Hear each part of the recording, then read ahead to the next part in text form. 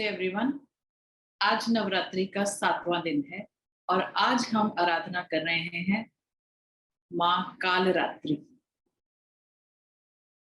काल मीन्स समय और रात्रि मीन्स रात, अंधेरा, नाइट। अंधकार किस चीज का है? अंधकार है अज्ञान का, इग्नोरेंस का। तो जब हमारा जो गाढ़ा अंधकार है या फिर हमारी जो निद्रा वाली रात है वो समाप्त हो जाए और जो ज्ञान या रोशनी उसे समाप्त करे, वही कालरात्रि देवी है। बहुत ही शक्तिशाली स्वरूप है। ऐसे स्वरूप में उन्होंने बहुत सारे असुरों का नाश किया है और दिखने में भी बहुत भयंकर रूप उनका बताया जाता है। कालरात्रि स्वरूप जो है वो माँ का सबसे भयंकर और भयानक स्वरूप में से एक है, क्योंकि इस स्वरूप में उन्होंने बहुत सारे असुरों का नाश किया है। माँ काली ने ही चंडी को भेजा था और जिन्होंने चंड और मुंड का वध किया और बाद में चामुंडा नाम से विख्यात हुई। चंड और मुंड ने जाकर सूचना दी थी शुंभ को कि एक बहुत ही खूबसूरत देवी जो है वो हिमालय पर विचरण कर रही है, तो आपको उनसे विवाह करना चाहिए। शुंभ और निशुंभ ने पहले धूम्रलोचन को भेजा। उसके बाद धूम्रलोचन के वध के बाद उन्होंने चंड और मुंड को भेजा, जिसका भी वध मां ने किया। उसके बाद जो तीसरे उन्होंने असुर को भेजा था, उनका नाम था रक्त बीज। आज हमारे जो असुर हैं जिसके बारे में हम चर्चा करेंगे वो हैं रक्त बीज। बहुत ही पावरफुल असुर हैं, बहुत ही शक्तिशाली हैं, क्योंकि उन्हें एक बहुत ही खास और बहुत ही यूनिक वरदान मिला हुआ है। क्या है वो वरदान?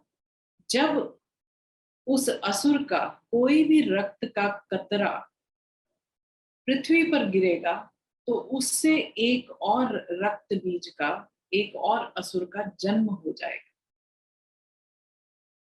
तो जब भी देवी उसको मारने की कोशिश करती तो उनका रक्त जो है वो नीचे गिर जाता और एक और असुर पैदा हो जाता।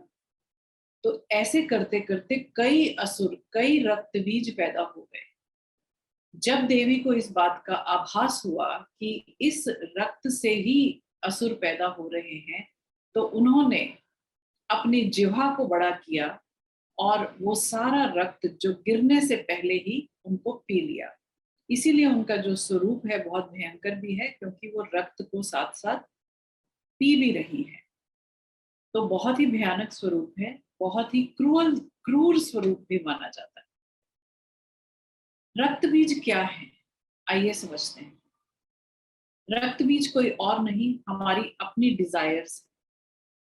एक समाप्त होती है, दूसरी उत्पन्न हो जाती है और कई सारी उत्पन्न हो जाती है। हम कई बार सोचते हैं कि काश हमारे अच्छे मार्क्स आ जाएं और हमें अच्छी डिग्री मिल जाए तो हम खुश हो जाएंगे।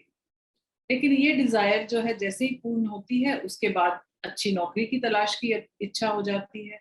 अच्छी नौकरी मिलती है तो अच्छे जीवन साथी की तलाश की इच्छा हो जाती है। जीवन साथी होता है तो परिवार अच्छा बना रहे उसकी इच्छा होती है। फिर आगे बच्चों की इच्छा होने लगती है। फिर बच्चों के बड़े होने के साथ साथ उनके जीवन के बारे में हमारी कई इच्छाएं, कई डिजायर्स उत्पन्न हो जाती हैं। इच्छाएं कभी समाप्त नहीं होती। ऐसे करते करते इच्छाओं का और तृष्णाओं का कोई अंत नहीं होता। एक इच्छा पूर्ण होती है, 10 नई जागृत हो जाती है। यही है असुर रक्त बीज। तो कैसे उसको शांत करें? इससे पहले कि वो इच्छा जमीन पर जाकर जड़ पकड़े, आपने उसको समाप्त किया या फिर उसको फुलफिल करके खत्म कर दिया। तो यही डिजायर्स जो है वो हमारे कष्ट का, दुख का कारण बनती है। थोड़ी बहुत इच्छाएं तो सभी के जीवन में है, और जो इच्छाएं पूर्ण ना हो उनकी वजह से फ्रस्ट्रेशंस भी हो जाती हैं, दुख भी हो जाते हैं और हमारी सफरिंग्स के कारण भी बनते हैं। इच्छाओं को समझें, जो बहुत जरूरी हैं इच्छाएं, उन्हीं को नर्चर करें, उन्हीं को आगे बढ़ाएं और उनको इतना ज्यादा गहराई में ना जाने दें कि उससे और बहुत सारी इच्छाएं उत्पन्न हो जाएं। रक्त बीज असुर हम सबके जीवन में है, उसको समझें, पहचानें और जितना हो सके उसको शांत रखें। माँ कालरात्रि क्रूएलिटी को समाप्त करती हैं, अपने भक्तों का, अपने डिवोटीज का ध्यान रखती हैं, उनको जो भी सताता है या जो भी उन्हें परेशान करता है उसका नाश करती है। तो जो इच्छाएं, जो डिजायर्स अनरीजनेबल है, जो हमें परेशान करती हैं या कर सकती हैं, माँ कालरात्रि उनका समाधान करे, उनको मैनेज करे और उनको शांत करे। I will see you in another episode.